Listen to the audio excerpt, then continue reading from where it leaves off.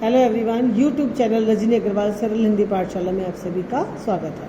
आज की मेरी प्रस्तुति है प्रेमचंद द्वारा रचित कहानी नमक का दारोगा।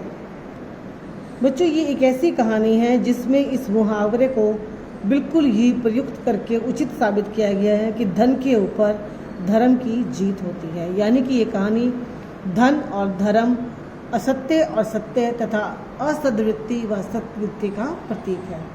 कहानी में पंडित आलोपीदीन जो हैं वो धन का प्रतिनिधित्व करते हैं, जबकि दूसरी तरफ कर्मयोगी मुंशी वंशीधर जो हैं वो धर्म का प्रतिनिधित्व करते हैं। एक समय की बात है कि अंग्रेजों के शासन में जो है नमक पर कर लगा दिया गया था और इसका एक अलग विभाग जो है बना दिया गया था और इस विभाग में हर व्यक्ति जो है नौकरी के लिए ललायत था। क्योंकि उन्हें पता था जब नमक पर कर लगा दिया गया तो ऊपर की आमदनी बहुत ज़्यादा होगी।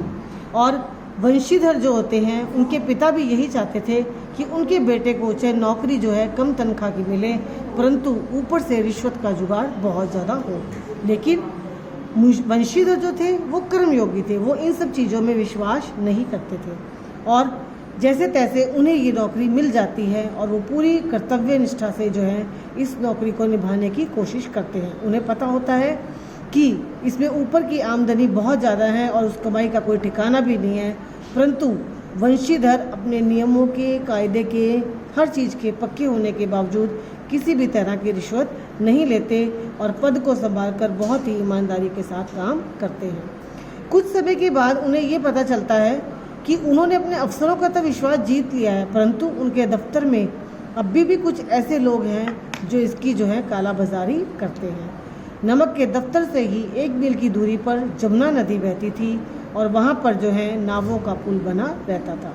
और एक दिन की बात है, वो जाड़े की रात थी। वंशीधर जब आराम कर रहे थे, उन्हें पुल पर से गाड़ियों के गुजरने की आवाज़ आई। उन्हें संदेह हुआ, उन्हें लगा हो ना हो कुछ ना कुछ गड़बड़ है। वो अपने घोड़े पर सवार होकर तुरंत नदी पर जो है पहुंचते हैं और वहाँ क्या देखते हैं कि गाड़ियों की लंबी कतार लगी हुई है। वे उन्हें डांट कर पूछते हैं कि ये गाड़ियाँ किसकी हैं। सब चुप हो जाते हैं। क्यों? क्योंकि ये मशहूर धनवान पंडित आलोपीदीन की जो है गाड़ियाँ थी। वो बहुत ही प्रतिष्ठित जमींदार और व्यापारी थे और उनकी इतनी पैठ थी कि उनके आगे कोई भी व्यक्ति जो है टिक नहीं पाता था। अब क्योंकि वंशीधर, मैंने आपको बताया बच्चों, वो कर्मयोगी थे। वो जो है कहते हैं कि मैं तो इन गाड़ियों को यहाँ से दूर ले जाने नहीं दूंगा और जैसे ही वो खोलते हैं वो समझ जाते हैं कि इन बोरियों में नमक की जो है तस्करी हो रही है। उसके व्यक्ति जो हैं आलोपीदीन के जैसे तैसे जो हैं जाते हैं। आलोपीदीन जो है बड़े आराम से मज़े से सो रहा होता है और जब गाड़ी वान जगाते हैं तो वो कहता है चलो कोई बात नहीं, हम आते हैं। और वो पान खाकर जो है बाबूजी की तरह बोलते हुए जो है दोबारा से जो है वो गाड़ियों के वहाँ जाते हैं और वो कहते हैं कि आपने हमारी ये गाड़ियाँ क्यों रोक दी। वंशीधर बोलते हैं सरकार का आदेश है, इसीलिए मैंने रोक दी। अब आलोपीदीन, मैंने बताया, क्योंकि वो धन का प्रतिनिधित्व करते हैं, वो उसे 25,000 रुपये रिश्वत देने की कोशिश करते हैं, परंतु वो देखते हैं कि वंशीधर पे तो कोई भी असर नहीं हो रहा।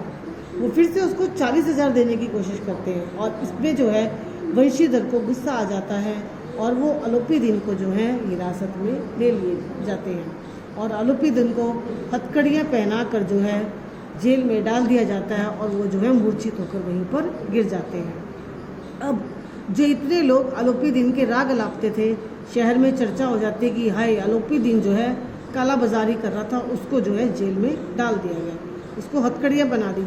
सब जो है उसके लिए शर्म वाले शब्द जो है इस्तेमाल कर रहे थे, परंतु मैंने पहले ही बताया बेटा कि आलोपीदीन की जो है पैठ थी।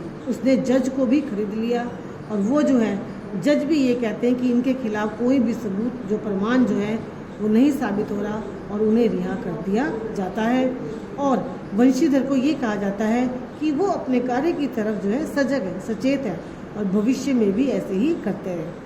और पंडित आलोपीदीन जो है मुस्कुराते हुए जो है अदालत से बाहर निकल जाते हैं और ये कहते हैं कि सभी जो है मेरा धन लुटा रहे थे और आज जो वो उस दिन मेरी बुराई कर रहे थे, आज सब जो है मेरी फिर से वाहवाही कर रहे हैं।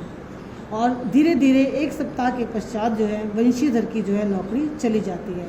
अब इस चीज़ के लिए उसके पिता उसे बहुत कोसते हैं कि तुझे जो है काम करने का तरीका ही नहीं पता। और एक सप्ताह बीतते बीतते आलोपी दीन जो हैं वो वंशीधर के घर पहुंचते हैं और वंशीधर के पिता मुंशी जो हैं वो उसका बड़ा सत्कार करते हैं।